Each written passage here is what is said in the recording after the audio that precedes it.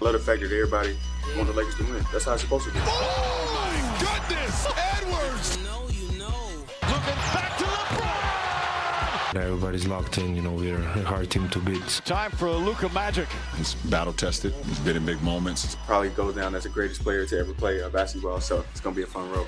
That's the reason we ball for. Circle round twice for the encore. If you know, you know. The headliner of today's action-packed slate is our ABC game just across the street between the Lakers and the Wolves. And with all of the storylines between Luka's playoff debut with the Lakers, Anthony Edwards' little revenge tour here, it feels like it's easy to overlook the fact that it is LeBron's 18th playoff run that's about to tip off. What's different about him in the postseason? Well, what's different about him this postseason is, one, he got Luka Doncic, who he is excited about playing with. Two, LeBron James always like to look ahead and look at his matchups to see how can he get to the NBA Finals or what's the route, right? And so when you think about it, yes, you're going against the Minnesota Timberwolves, which he feel like he's going to pull that series out. Then you get the winner out of between Rockets and Golden State. LeBron James looking at this season with Luka and the way that Austin Reeves is playing, and he's saying, you know what? We have a legitimate shot of getting to the NBA Finals. And if I'm LeBron James and I get to the NBA Finals, the greatest player of all times, we don't know what could happen. LeBron James in the postseason, there is nothing like it. And we know, Perk, that LeBron has made plenty of playoff history here. But there's also plenty of history between some other players in this matchup, Udonis. I mean, we all remember the shot, right? Luka Doncic against the Wolves in the playoffs last year. Let's just take a listen together to Rudy Gobert, because he remembers too. My whole career, I'm very likely to be crossed over, very likely to people are going to hit some tough shots over me, and then I might get dunked on. All that stuff might happen, but let's see what happened over the course of, hundreds and hundreds of possessions.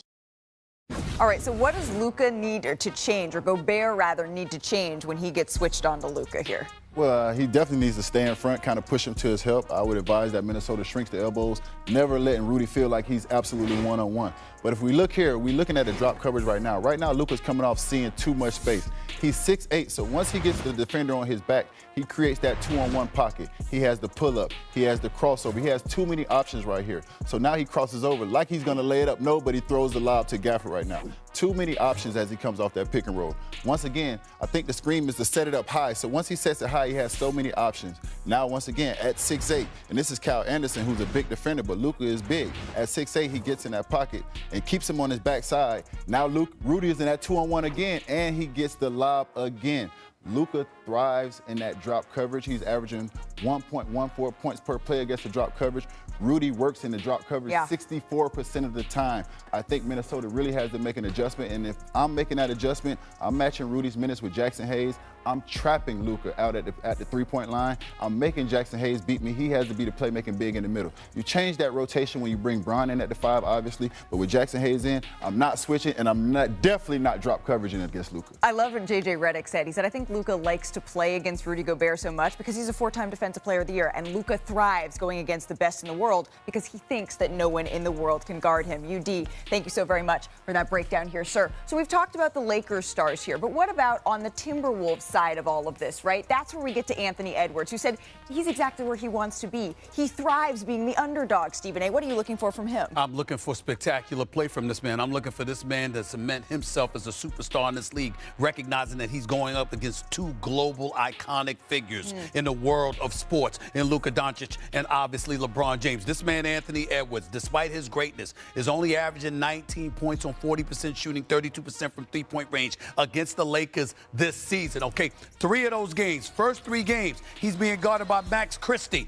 Shoot 25% from the field. Max Christie is now a Dallas Maverick courtesy of the Anthony Davis-Luka Doncic trade, right? So the last game he goes up against Rui Hachimura, shooting about 53% from the field. Different ball game. Let's see what adjustments J.J. Redick makes to defend this guy. But it will have to be by committee because the guy has that it factor, meaning he'll want it. He knows who he's going up against. He knows the spotlight is going to be on him. He wants it bad. This is his moment. I think this is bigger than it was last year when he went to the conference finals because he didn't have both Luka and LeBron to go up against. That is the case here in Tinseltown. This brother, I believe, is going to show up. That's what I think we're going to see from Anthony Edwards. And you better think that he knows that this is... And the Timberwolves. And, David, when you look at what Luka did to Minnesota last year, he averaged 32 against the Timberwolves, cooked their defense. Remember the dagger that he had against Rudy Gobert here. What should the Timberwolves' defensive strategy, you think, be for Luka? All right, Q, I know you know this. Defense is all about good hands, right? Yeah. So Minnesota got to take those hands, put them together, and pray, because they got no option about what to do against Luka. Don't do him like that. Look, now. let me tell you, they tried everything last year in the playoffs. They doubled the man. They tried to blitz the man. They were switching on him. They did nothing, and he turned Rudy Gobert into a Lunchable out there in the playoffs. They had no option. But there is a little bit of hope. There is some hope for them. They have to use their offense to create their defense with Luka. They have to put him in all kind of action when he's got to play defense. They got to put him in foul trouble. They got to frustrate him. They got to tire him out because that is going to make him less effective on offense. Otherwise, I got nothing for them in terms of what they're going to do when he has the ball in his hand. Q, he said they got to pray here on Easter weekend.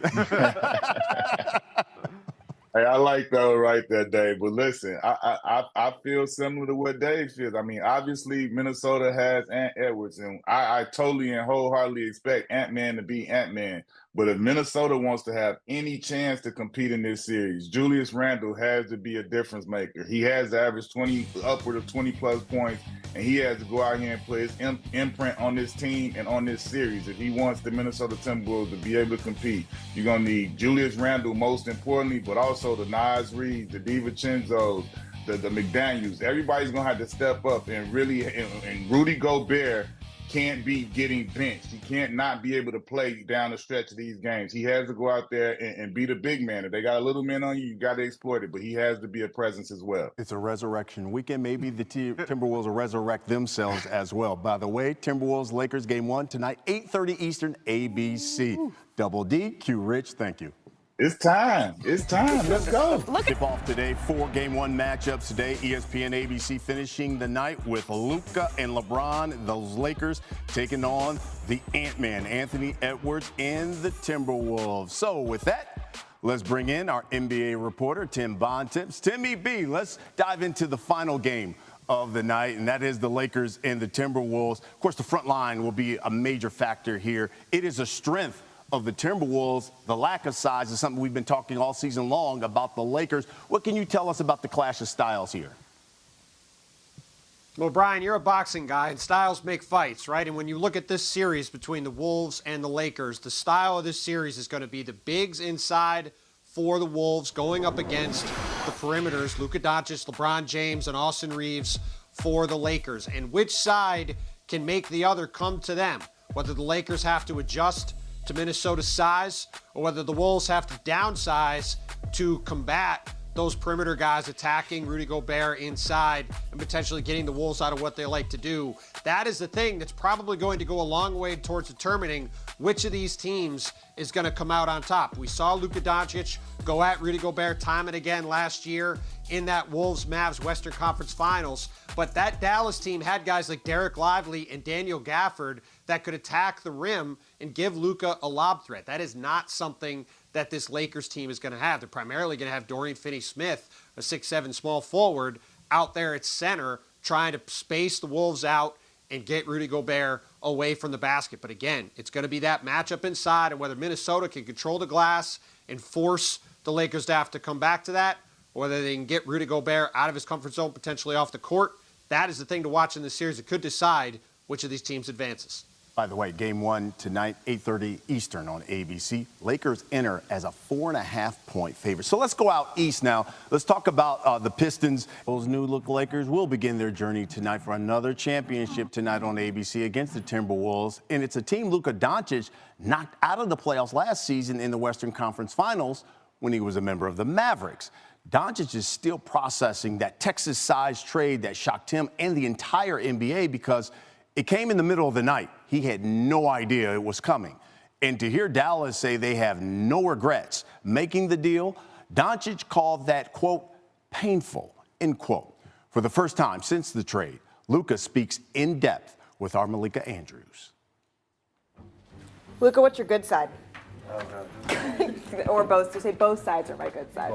I thought I would show you the souvenir from that night. Oh yeah, he's still there. You hang up the phone the night you're traded, and you threw it. Yes. Do you have that phone? Yeah. You still use that phone? Yeah, it still works. What a blockbuster to drop on a Saturday night. Shell-shocked. The biggest shock that I've ever seen covering the NBA all of these years. The L in the Lakers stands for lucky and for Luka. Action. LA Laker Luka Doncic. Does that still sound a little bit weird to you? A little bit, not much. I'm getting used to it. Let's go back to the night that you were traded. Can you just take me through what you did that night? Well, I was actually in the bed, you know. My TV wasn't working, so I was on iPad watching a movie, about to go to sleep. First thing I said, like, probably 3 times is April 1st. What were you feeling in that moment? Sadness, mostly. I was still in shock, like, crazy shock, and I felt like my heart was broken, honestly. At guard, in his 7th season from Slovenia, number 77, Luka! He's a man full of emotions tonight. I've never seen a player have that type of emotion and then be able to turn around and have the game like you did. 45 for Doncic. Luka lunacy returns here to Dallas. Honestly, I don't know either. Where would you rank that in terms of your all-time performances? I would say top 1 just because it was so special, you know, with the fans, with teammates, just being there. It was something I never seen in my life, and it was just special, you know, the love between me and the fans. There have been, on your way out of Dallas, some pretty pointed criticisms of you on the floor, off of the floor, even about your body. I mean, it's painful, depends how you take it. Mostly it came from Dallas, you know, so I just didn't want to talk back. But I don't really read that much stuff, you know, and just trying to focus on my journey. General manager Nico Harrison of the Dallas Mavericks, he had this closed-door, no-cameras meeting with reporters. The reporter said, "You didn't believe that the team that went to the finals last year with Luka as a centerpiece could contend and continue to contend for championships." And Nico Harrison said, "I'll say this again, defense wins championships." What do you say to that? It's just sad in the way he's talking right now. I never say anything bad about him, and I just want to move on. The fans, my ex-teammates, always keep it hard. It's time for me to move on from that. Have you spoken to Nico Harrison since you left Dallas? No. Have you spoken to him on the night that you were traded? No. Was your intention to finish your career in Dallas? Of course. It's an easy question. Loyalty is still a key tenet of who you are. Where does that loyalty go now? Does it transfer to the Los Angeles Lakers? Of course. I mean, like I say, you know, loyalty is to the basketball first. Staying in Los Angeles is what you want to do. Yes. Luka, be yourself. Don't fit in. Fit the out. Be yourself. LeBron has long called you one of his favorite players in the NBA. How has he reinforced that? It's been great since the first day, you know. I mean, it's LeBron. It's not going to be easy. He's been letting me be me this whole time, and it's been amazing just to watch him and to play next to him. Doncic maneuvers for the lead. Got it! What a shot!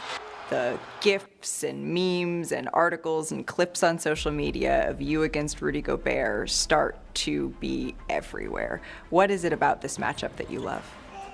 I think he's a great defender, you know. No matter who it is, I just like to go against centers. When you go against the best, you got to be at the top, so that's what I'm trying to do.